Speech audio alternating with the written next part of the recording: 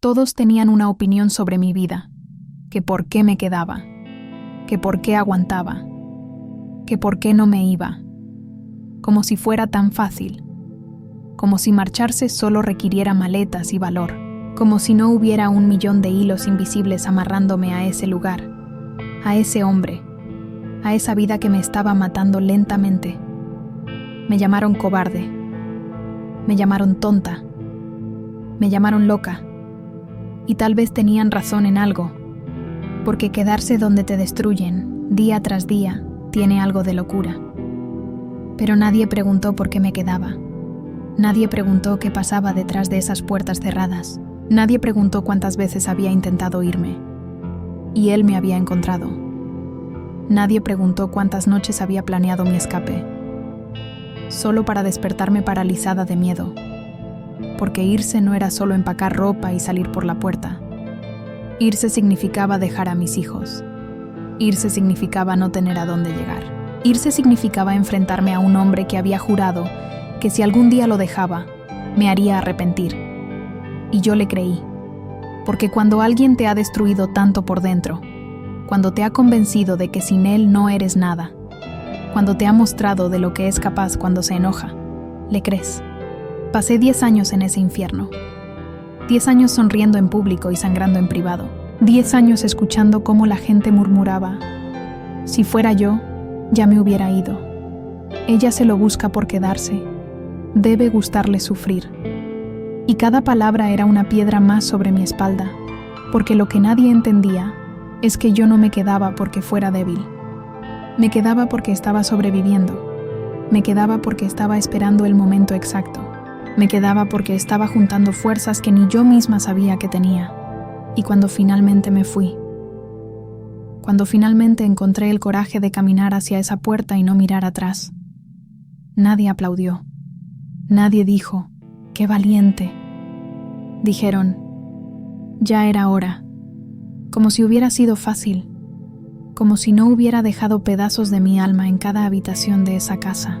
Como si no hubiera tenido que morir 1000 veces por dentro para poder nacer de nuevo por fuera. Me juzgaron por quedarme.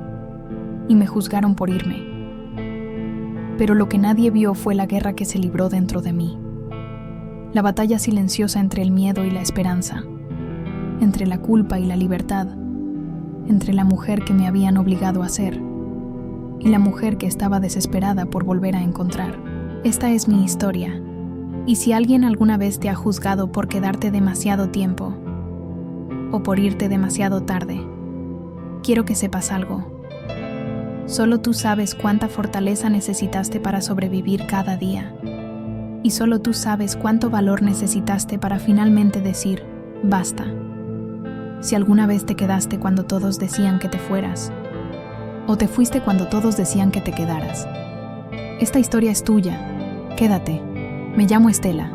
Nací en un pueblo donde las mujeres aprendíamos a aguantar antes que a soñar, y donde irse era peor que morir. Me llamo Estela. Nací en un pueblo donde las mujeres aprendíamos a aguantar antes que a soñar, y donde irse era peor que morir. Conocí a Javier cuando tenía 19 años. Él tenía 26. Era guapo, trabajador, de familia conocida en el pueblo. Todos decían que era un buen partido. Mi madre estaba feliz. Mi padre también. Y yo estaba enamorada. O al menos eso creía. Porque a los 19 años, una no sabe distinguir entre amor y atención, entre cariño y control, entre protección y posesión. Los primeros meses fueron hermosos. Javier me llevaba flores, me escribía cartas, me decía que era la mujer más bonita del mundo, que sin mí no podía vivir, que éramos almas gemelas, y yo me lo creí todo.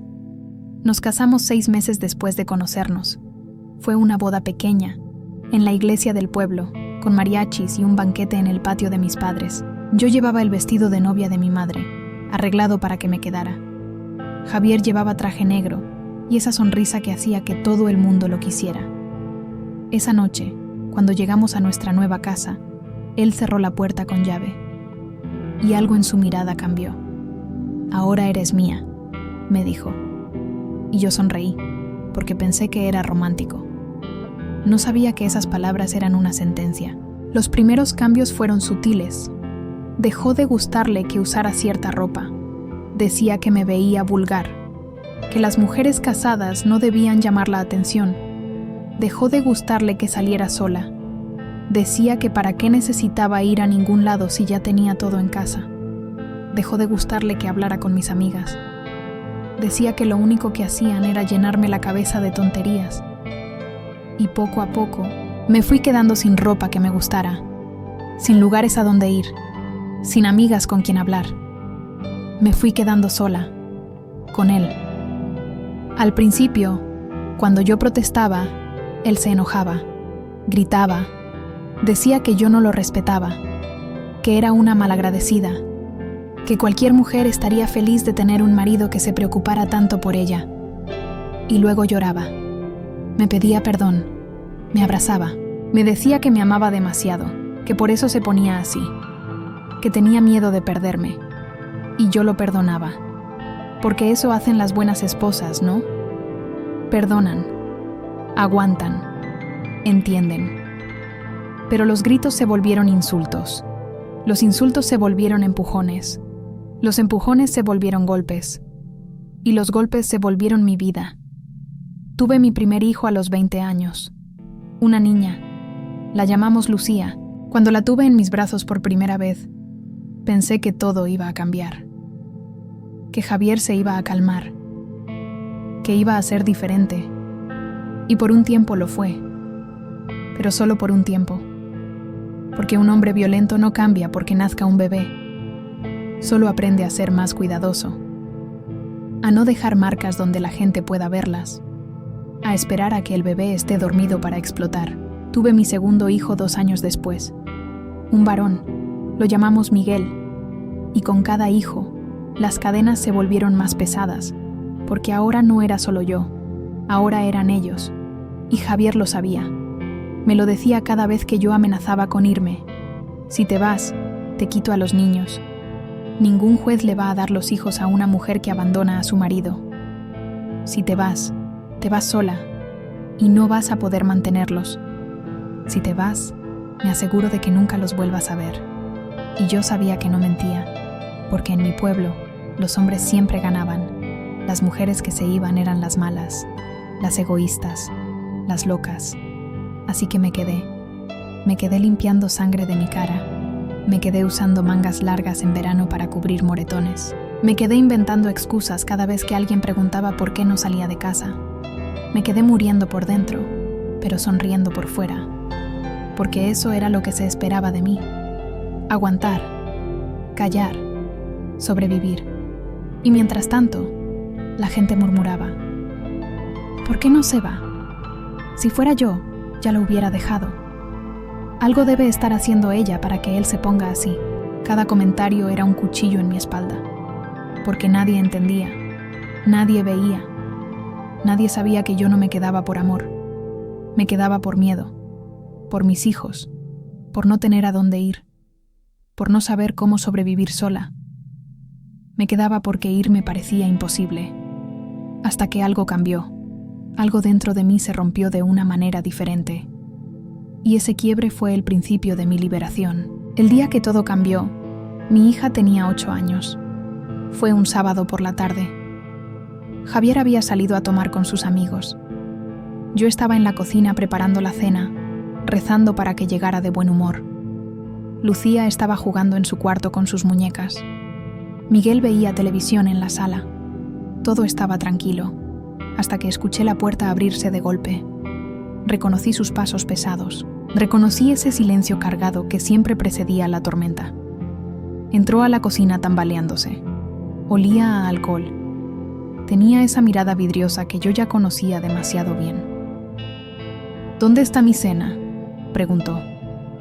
Ya casi está lista, le dije con voz suave, tratando de no provocarlo. Pero esa noche no importaba lo que yo dijera. Nada iba a estar bien. Tomó el plato que estaba en la estufa y lo aventó contra la pared. Los frijoles se desparramaron por todas partes. El plato se hizo pedazos. «Esto es una porquería», gritó. «No sirves ni para cocinar». Yo me quedé quieta, inmóvil. Sabía que cualquier movimiento podía empeorarlo. Lo siento, susurré. Voy a preparar algo más. Pero él ya estaba fuera de control. Me empujó contra la estufa. Sentí el calor del metal quemándome el brazo. Grité. Y entonces escuché algo que me partió el alma.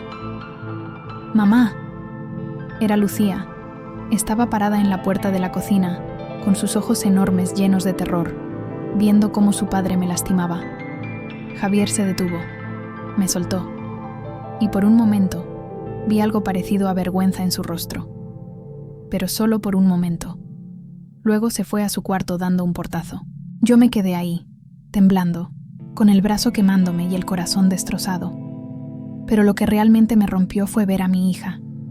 Se acercó a mí despacio, con cuidado, como si yo fuera algo frágil que podía romperse, y me abrazó. «No llores, mami», me dijo con su vocecita. «Ya se le va a pasar, siempre se le pasa». Esas palabras me atravesaron como un rayo. Mi hija de 8 años había aprendido a normalizar la violencia. Había aprendido que los papás golpean. Había aprendido que las mamás aguantan. Había aprendido que así es el amor. Y en ese momento, algo dentro de mí se quebró de una manera diferente. No de dolor, de furia, porque yo podía aguantar todo. Los golpes, los insultos, la humillación. Pero no iba a permitir que mis hijos crecieran pensando que esto era normal.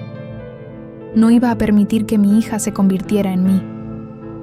No iba a permitir que mi hijo se convirtiera en su padre. Esa noche, después de que Javier se durmió, me senté en el piso de la cocina y lloré. Lloré por todo lo que había perdido, por la mujer que había sido antes de él, por los años desperdiciados, por el miedo que había vivido. Pero también lloré porque sabía que había llegado el momento de hacer lo imposible, el momento de irme. Los siguientes días fueron los más difíciles de mi vida, porque planear una salida de un hombre violento no es como hacer maletas y caminar hacia la puerta. Es una operación secreta, es un riesgo de vida. Comencé guardando dinero, poco a poco, monedas del cambio del mandado, billetes pequeños que él no notara. Los escondía en una bolsa dentro del tanque del baño.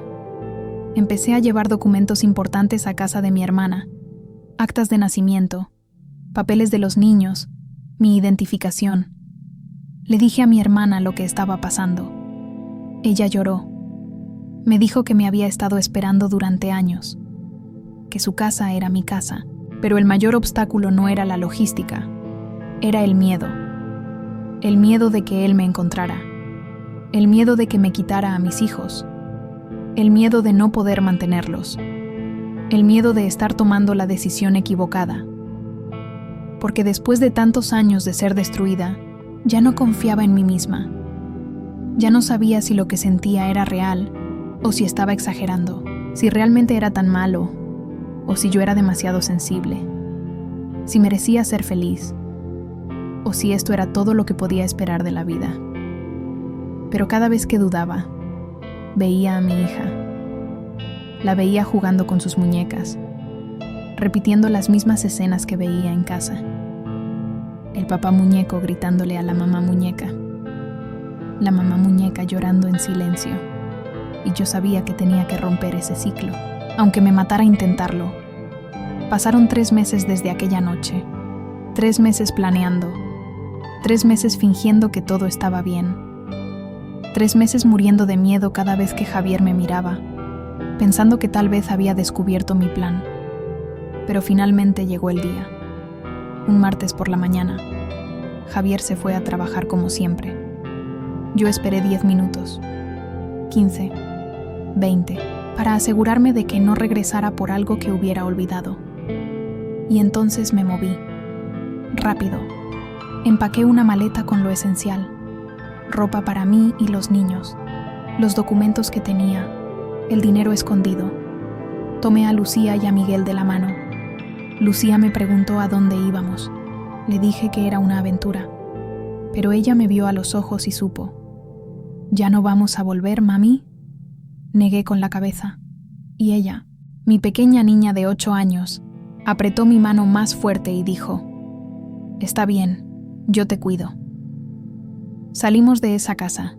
Caminamos 3 cuadras hasta donde mi hermana nos esperaba con su carro. Y con cada paso, sentía que las cadenas se rompían, pero también sentía terror, porque sabía que esto apenas comenzaba, que Javier no me iba a dejar ir así como así, que iba a buscarme, que iba a amenazarme, que iba a hacer todo lo posible por destruirme. Pero también sabía algo más, que esta vez yo no iba a regresar, que había cruzado una línea, y que del otro lado de esa línea, tal vez, solo tal vez, había una vida que valía la pena vivir. Los primeros días fueron un infierno diferente. Mi hermana vivía en otro pueblo, a 2 horas de distancia. Pensé que eso sería suficiente, que ahí estaríamos a salvo. Pero me equivoqué. Javier comenzó a buscarme al segundo día. Primero llamó a mi madre, llorando, diciendo que yo me había vuelto loca, que me había llevado a los niños sin razón, que él no entendía qué había hecho mal. Mi madre me llamó.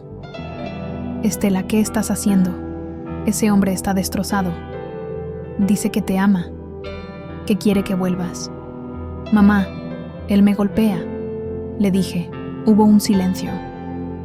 «Los matrimonios tienen problemas, hija, pero no se abandonan, se arreglan.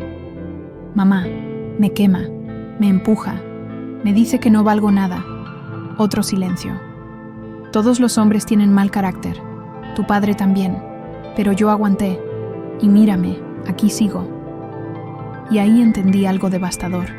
Mi madre sabía, siempre había sabido, y había elegido creer que aguantar era lo correcto. Colgué el teléfono llorando, porque en ese momento me di cuenta de que no solo estaba huyendo de Javier, estaba huyendo de una cadena de mujeres que habían aprendido a sobrevivir callando. Javier comenzó a presentarse en casa de mi hermana. La primera vez llegó de noche. Tocó la puerta. Gritó mi nombre.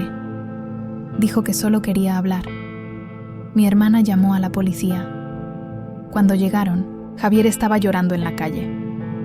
Les dijo que yo me había llevado a sus hijos, que él solo quería verlos, que era su derecho como padre. Los policías me miraron con desconfianza. «Señora, ¿por qué se llevó a los niños?» «Porque él me golpea», dije mostrándoles los moretones que todavía tenía en los brazos. Uno de los policías suspiró.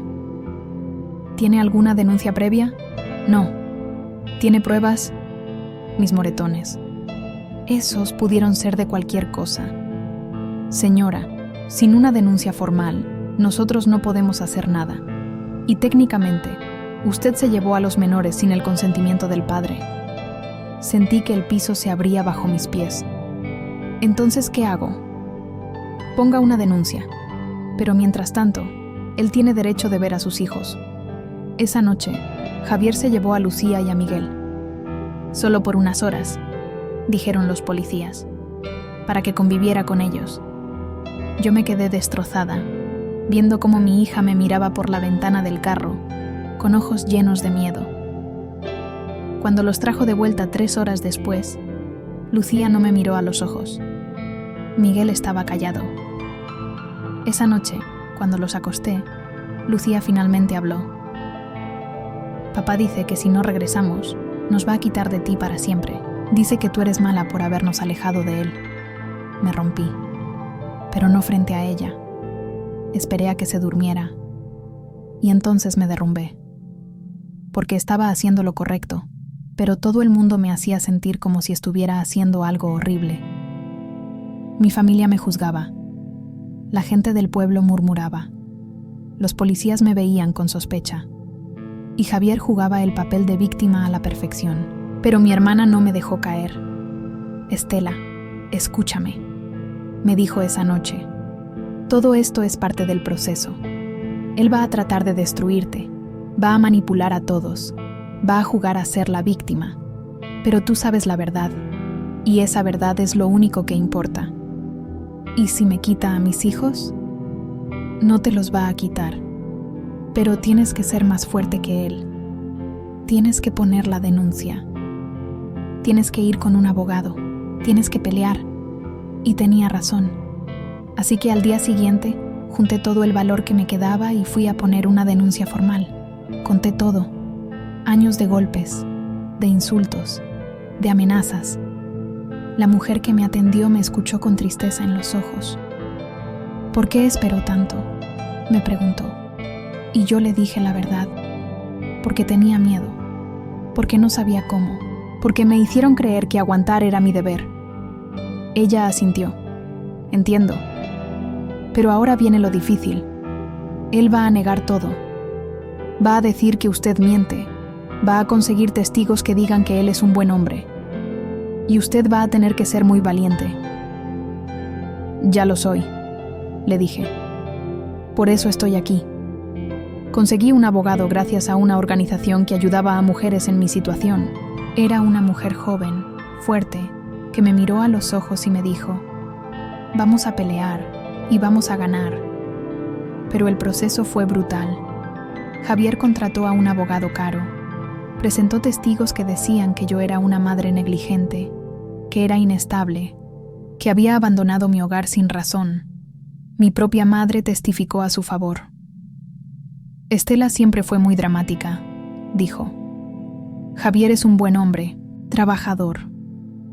Nunca lo vi ser violento. Esas palabras dolieron más que cualquier golpe que Javier me hubiera dado, pero yo no me rendí. Presenté fotos de mis moretones que mi hermana había tomado en secreto. Presenté el testimonio del doctor que me había atendido cuando Javier me rompió una costilla y yo dije que me había caído. Presenté a mi hija. Lucía, con 8 años, tuvo que sentarse frente a un juez y contar lo que había visto. Lloró. Yo también. Pero lo hizo, porque mi hija era más valiente de lo que yo jamás fui. El juicio duró meses. Meses de ir y venir. De noches sin dormir. De días donde quería rendirme. Pero cada vez que pensaba en volver, recordaba los ojos de mi hija aquella noche en la cocina y sabía que no podía, que no iba a criar a mis hijos en ese infierno, que prefería morir intentando salir que seguir viviendo ahí dentro. Finalmente llegó el día del veredicto. El juez me miró, luego miró a Javier y dictó sentencia, orden de restricción, custodia para mí. Javier podía ver a los niños, pero solo con supervisión. Cuando escuché esas palabras, algo dentro de mí se liberó. No era justicia completa, pero era suficiente. Era la llave que abría la puerta de mi jaula. Salí de ese juzgado llorando. Mi hermana me abrazó, mi abogada sonrió, y por primera vez en 10 años, respiré sin miedo. Javier me miró desde lejos, con odio, con rabia, pero ya no con poder sobre mí, porque yo había hecho lo imposible. Me había ido, y había sobrevivido. Han pasado 4 años desde aquel día en el juzgado. 4 años desde que finalmente pude respirar sin sentir que alguien me estaba ahorcando. Hoy vivo en un departamento pequeño con mis hijos. No es grande, no es lujoso, pero es nuestro. Y es seguro. Eso es lo único que importa. Trabajo en una tienda de abarrotes. El sueldo no es mucho, pero alcanza. Y cada peso que gano tiene un sabor diferente. Porque es mío. Nadie me lo dio. Nadie me lo puede quitar. Lucía tiene 12 años ahora. Miguel tiene 10. Los dos están en terapia. Porque salir de la violencia no significa que el dolor desaparezca. Hay noches donde Lucía tiene pesadillas. Hay días donde Miguel se pone ansioso cuando escucha voces fuertes. Pero están sanando. Y yo también. Javier sigue viendo a los niños cada 15 días, siempre con supervisión. Al principio intentó manipularlos. Les compraba regalos caros. Les prometía cosas.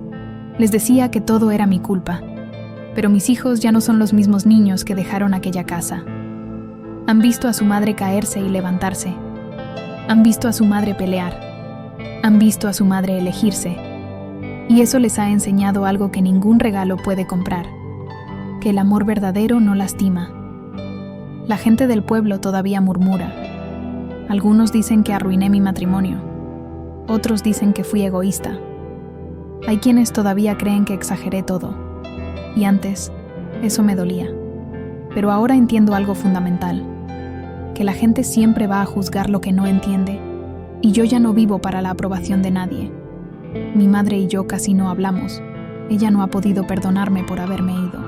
Dice que le di vergüenza a la familia, que manché nuestro apellido, y eso me duele, porque me hubiera gustado tener su apoyo.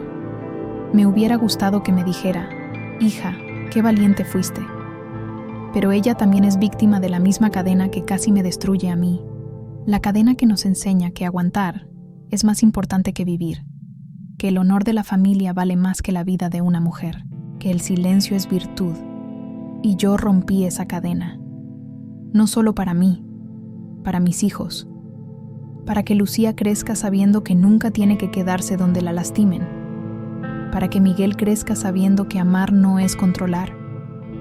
Hace unos meses, estaba en el mercado comprando verduras cuando una mujer se me acercó. Era joven, 20 y tantos. Tenía los ojos hinchados, como si hubiera estado llorando. ¿Tú eres Estela?, me preguntó. Asentí. Yo escuché tu historia, la gente habla, y yo estoy pasando por lo mismo. Se le quebró la voz. Pero tengo miedo, no sé cómo irme, no sé si pueda. La miré a los ojos y vi mi propio reflejo de hace 4 años. Le tomé la mano. Sí puedes, le dije. No va a ser fácil, va a doler, la gente te va a juzgar. Va a haber días donde vas a querer regresar. Pero del otro lado de ese miedo, hay vida. Hay paz. Hay una versión de ti que está esperando renacer. Ella lloró en mis brazos ahí mismo, en medio del mercado. Y yo también lloré, porque entendí que mi historia no había sido solo para mí, había sido para ella, y para todas las mujeres que están atrapadas donde yo estuve. Me llamaron loca por quedarme, y me juzgaron por irme. Pero lo que nadie entendió es que ambas cosas requerían fortaleza. Quedarme me hizo sobrevivir el infierno día a día. Irme me hizo enfrentarlo y salir del otro lado. Y si pudiera hablar con la Estela de hace 4 años, con esa mujer que temblaba en la cocina con su hija abrazándola, le diría, lo vas a lograr, vas a tener miedo, vas a dudar, vas a llorar más de lo que crees posible, pero vas a salir. Y del otro lado, vas a descubrir que eras mucho más fuerte de lo que jamás imaginaste. Hoy miro a mis hijos dormir en paz. Miro mi departamento pequeño pero seguro. Miro mis manos, que ya no tiemblan. Y sé que tomé la decisión correcta. No fue fácil, no fue rápido, pero fue necesaria. Porque hay cosas peores que ser juzgada. Y una de ellas es quedarte callada mientras te destruyen.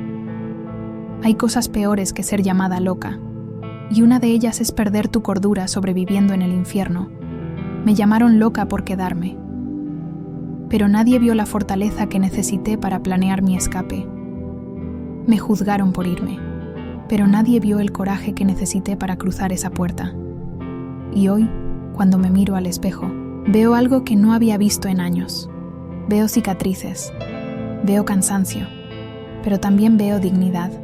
Veo libertad. Veo a una mujer que se negó a morir en silencio. Y esa mujer soy yo, completa, viva, libre. Dicen que hay mujeres que aguantan por cobardía, pero yo descubrí que aguanté por amor a mis hijos y que me fui por amor a mí misma. Y ambas cosas me hicieron la mujer más valiente que conozco. Si esta historia te tocó, si alguna vez te juzgaron por quedarte o por irte, déjame saber en los comentarios cuál fue el momento más difícil que atravesaste. No estás sola. Hay miles de mujeres aquí que también tuvieron que elegir entre sobrevivir y vivir. Y dime desde dónde nos estás viendo. Tu historia también importa. Suscríbete para más historias de almas que eligieron la libertad por encima del miedo. Porque tu valor no depende de lo que otros piensen. Depende de lo que tú decidas hacer con tu vida.